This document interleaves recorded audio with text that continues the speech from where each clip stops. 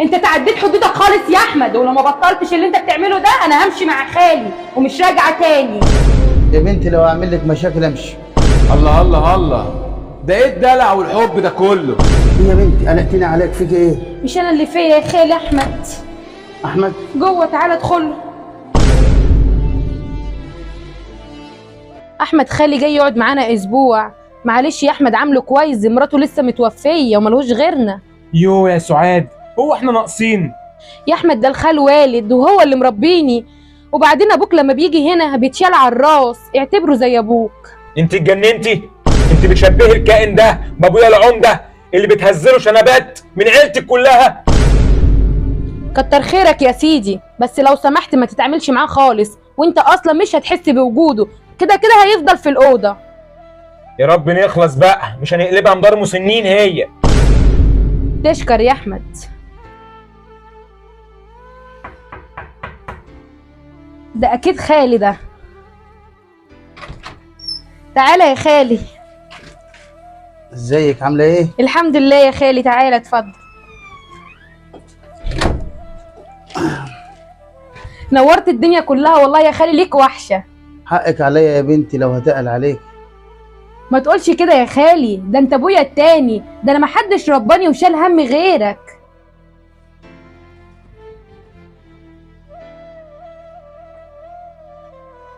ازيك يا ابني، عامل ايه؟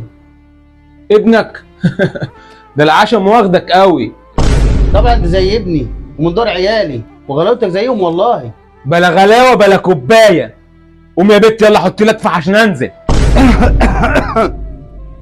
ولا اقول لك مش طافح، هي مش ناقصه قرف اصلا.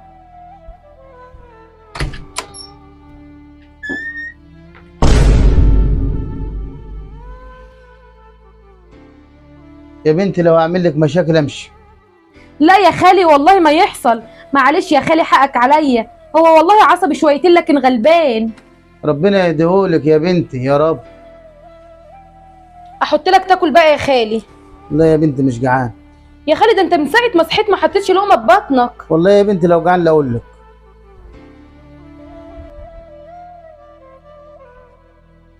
الله الله الله، ده ايه الدلع والحب ده كله؟ في ايه يا احمد، هو انت بتجر الشكل والسلام؟ هو انت كمان هترد عليا الكلمه بالكلمه؟ صلوا على النبي يا جماعه، لو وجودي معاكم هيعمل لكم مشكله انا اقوم امشي. انا لو كان عيالي جنبي كنت رحت لهم من الاول. وجيت ليه من الاول ما دام انت عارف ان وجودك هيعمل مشاكل؟ ولا هي تلاكيك؟ انت تعديت حدودك خالص يا احمد، ولو ما بطلتش اللي انت بتعمله ده انا همشي مع خالي ومش راجعه تاني. طب رجلك تعتب بره باب البيت وانا اوريكي هعمل فيكي ايه. انت مش متجوزه عيل بيتهدد يا هانم. يا جماعه صلوا على النبي كده، وانت يا سعاد ما ترديش على جوزك، انا اللي غلطان وحقكم عليا. لا يا خالي انت ما عملتش حاجه، انت ابويا وكرامتك من كرامتي، حقك عليا انا. انا داخل اتخمد، ويا ريت لما اقوم الاقي البيت رايق.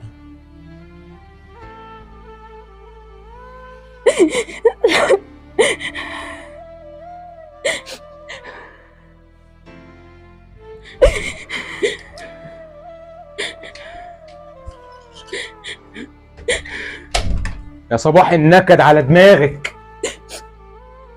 الله يسامحك.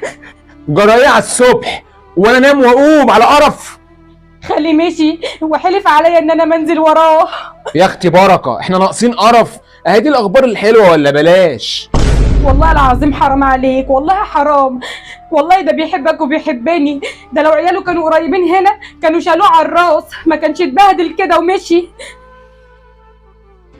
سيبك بس من الهري ده، قوم يلا كده طلعي لي غيار عقبال ما اتشطف عشان اروح الشغل كده رايق وارجع رايق.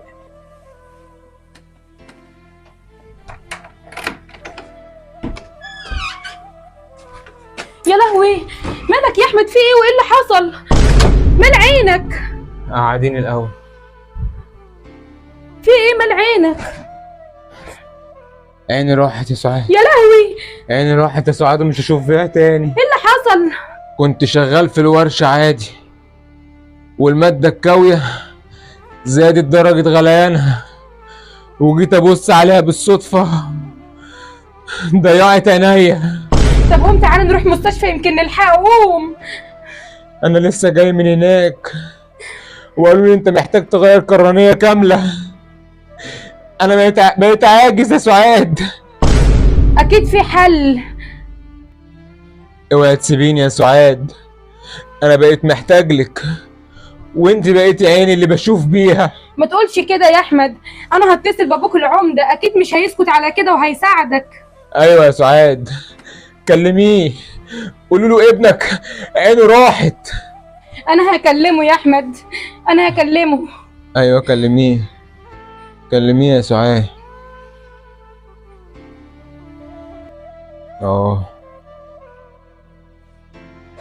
ايوه. الو يا بابا الحاج. في ايه يا سعاد يا بنتي؟ في حاجة ولا ايه؟ احمد يا بابا، احمد. ماله احمد يا بنتي؟ احمد في ايه؟ عيني ضاعت يابا وانا في الشغل، عيني راحت. تعالى لي انا محتاج لك قوي. كيف ضاعت؟ ما يروح المستوصف ولا عند الحكيم؟ ما هو راح بس قالوا له عايز تغيير قرنيه ودي بفلوس كتير قوي. عليه العوض ومنه العوض، هو قدره كده بقى. يابا بقول لك انا محتاج لك، محتاج ابويا يكون جنبي في محنتي. ومحتاجنيش الا في المصايب، انا مش فاضي دلوقتي، لما افضى ابقى اجيله. سلام دلوقتي. ابويا باعني يا سعاد، باعني وما تلهفش عليا وجي يجري زي ما كنت انا فاكر. حقك عليا انا يا احمد، ما تزعلش نفسك. سامحيني يا سعاد، انا ما كنتش اعرف قيمة الصحة ومرارة العجز غير دلوقتي. سامحيني والنبي وكلمي لي خالد. انا حاسس ان كل اللي حصل لي دوت بسبب غبائي معاه وقسوتي عليه. ما تقولش كده، والله هتبقى كويس، وانا هتصل بخالي، هو اكيد هيساعدك، ده كان دكتور ايام شبابه. انا مش عايز حاجة من حد تاني خلاص يا سعاد، ده ابويا باعني. كلمي لي خالك خليه يسامحني يا سعاد، خليه يسامحني. انا هكلمه خليه يجي حالا.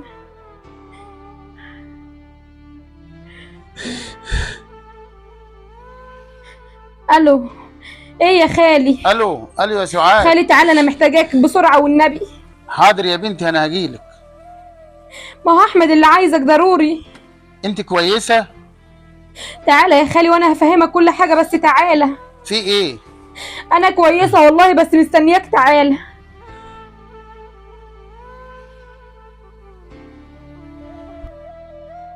جاي.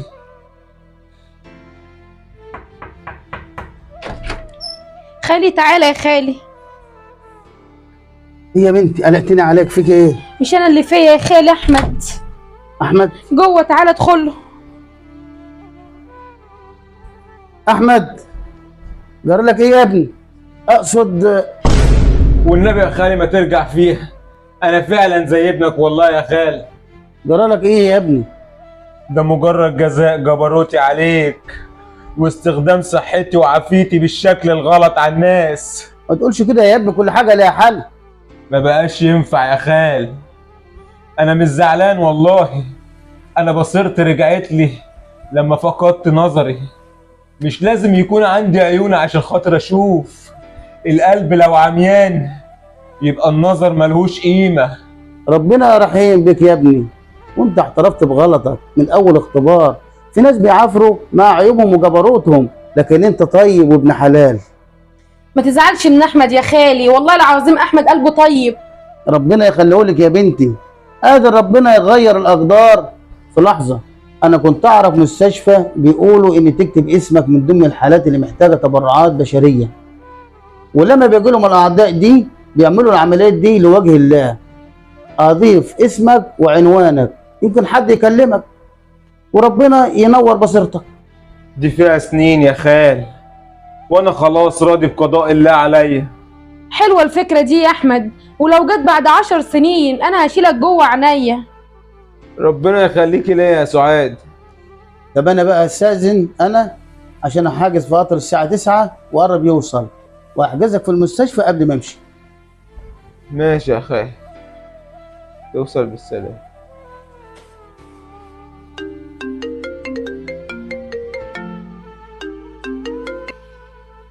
الو. ايوه انا مراته. مستشفى ايه؟ يا ما انت كريم يا رب. حاضر حاضر، مع السلامة. خير يا سعاد؟ مين اللي في المستشفى؟ شفت يا احمد خالي عمل ايه؟ مش قلتلك ده بيحبني وبيحبك زي عياله؟ ماله خالي؟ اتبرع لك بفلوس العملية وهتعملها بكرة. يا خال، يعني مرضيش يقول لي ان هو اللي هيتبرع بالفلوس عشان ما يكسرش بنفسي؟ ده ربنا كبير قوي يا احمد. دي ما جاتش من ابويا اللي بداها بيه وبعني. انا مش قادر اسامح نفسي على كل اللي عملته معاه. الراجل ده المفروض يتعمل له تمثال، مش مجرد خال والد وبس. الحكمة يا اخواتي والقاعدة الأولى والأخيرة هي إن كما تدين تدان. ولو انت فاكر يا صاحبي إن هتفضل طول عمرك شباب وبصحتك، ففي لحظة قادر ربنا يبدل حالك. مد إيدك وساعد كل اللي يحتاج لك، ما تستناش الخير اللي عملته هيترد لك إمتى وإزاي، لكن الأكيد إنه هيترد وهيلف الزمن ويدور، وهتبقى انت اللي محتاج من اللي كان محتاج. يا رب تكون الرسالة وصلت.